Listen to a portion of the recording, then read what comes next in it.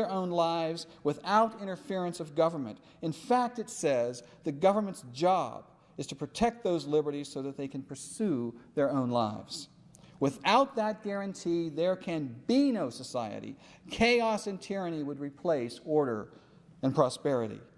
And that guarantee is only possible in a republic. Guaranteed by those protections, Americans began to work their land. With their free minds, they invented new approaches and created new jobs and found new ways to prosper. As a result, our standard of living improved, science improved our health care, life expectancy increased, and wealth followed. Americans began to carve an incredible society out of the barren wilderness. In just a few short years, we've surpassed ancient cultures. America became the envy of the world because Americans were free individuals, able to choose their own way of life, able to pursue their own dreams like nowhere else on earth. Ideas mattered.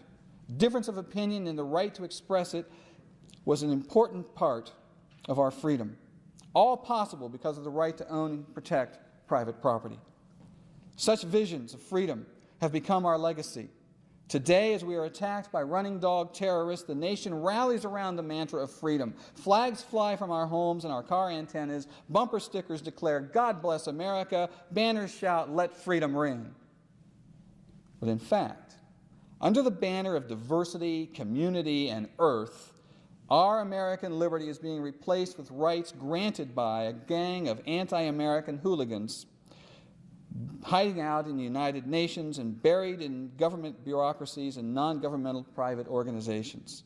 It is the lynch mob in action. As a result, the American people and their every action are being ruled, regulated, licensed, restricted, registered, directed, checked, inspected, measured, numbered, counted, rated, stamped, censored, authorized, admonished, refused, prevented, drilled, indoctrinated, monopolized, extorted, robbed, hoaxed, fined, harassed, disarmed, dishonored, fleeced, exploited, assessed, and taxed to the point of suffocation and desperation.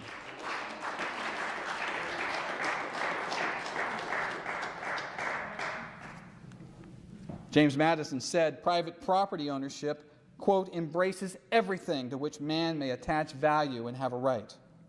Step by step, we are eliminating property rights in America, and that means we are eliminating freedom."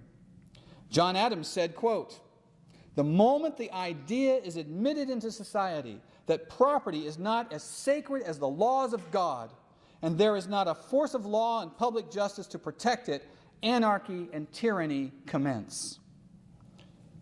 Is that not what we have done? Do we want leaders who stand for the rule of law, or do we select candidates based on which ones promise to give out the best goodies? The truth is, we keep electing politicians who offer the best argument on how to use government power.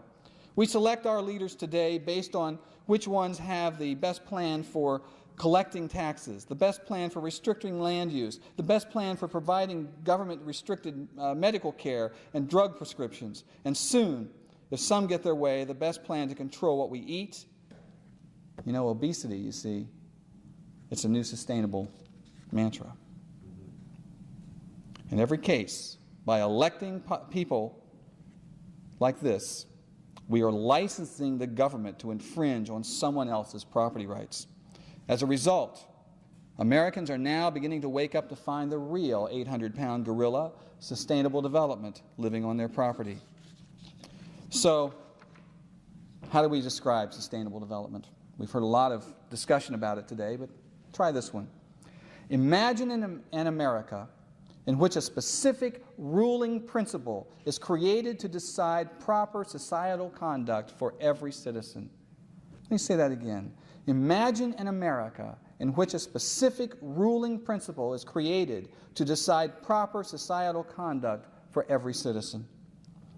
That principle would be used to control everything you eat, what you wear, the kind of home you live in, the way you get to work, the way you dispose of waste, the number of children you may have, even your education and employment decisions.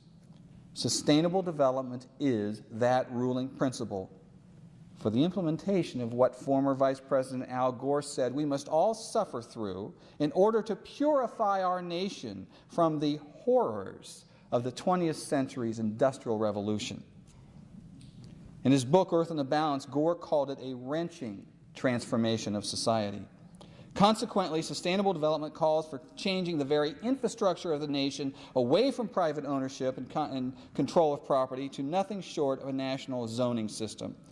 In such a system, the federal government is backed by an army of private, non-governmental organizations, NGOs, like the Sierra Club, Planned Parenthood, the National Education Association, the National Governors Association, the Association of State Legislatures, the National Mayors Association, and the National Association of County Commissioners, to name a very, very few. These non-elected groups influence, if not dictate, policy in state government and in local communities. Locally elected officials are no longer the single driving force in making decisions for their communities.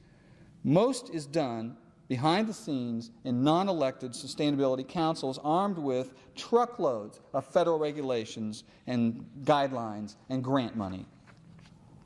In the report from the President's Council on Sustainable Development, terms such as harness market forces describe proposals to impose consumption taxes on products that management, not government, management deemed to be unsustainable.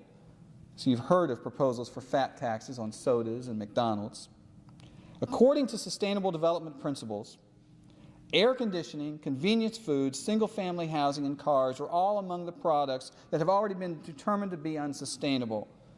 Add to that ski runs, grazing of livestock, plowing fields, logging, dams and reservoirs, and power line construction, as outlined in the Biodiversity Treaty, and you get the full picture of America under sustainable development. The logo used in sustainable development literature depicts three concentric circles, each labeled with a defining category of the ruling principle. One is labeled social equity, another economic prosperity, and the third ecological integrity, as you've seen. Well, they sound innocent enough, but these three categories encompass every aspect of human life. To achieve the goals behind those very basic items would demand unlimited government authority to control business decisions, eliminate private property and personal achievement, and create a completely managed society under top-down bureaucratic control. Social equity and social justice require that the earth's wealth be shared between those who produce and those who do not.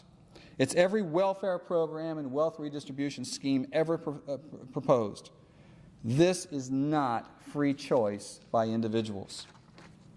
Under sustainable development, business is little more than a tool of the social planning managers. Partnerships between business and government decide what kinds of products are to be produced, who will produce them, and how they will be produced. All must be done in accordance with environmentally correct procedures, i.e., government regulations. Taxes to force compliance will ensure proper business conduct. This is not free enterprise. And ecological integrity, well, that's just the excuse the social planners use to sucker you and me in and enforce their timeless schemes for power. Under sustainable development, true environmental protection is just for the suckers. Power and wealth redistribution is the real game being played here. In the name of protecting the environment, in the name of social equity and justice, in the name of safety and prosperity, sustainable development has become official policy in the federal government and state government in every large city and burg in this country. Those behind it are powerful,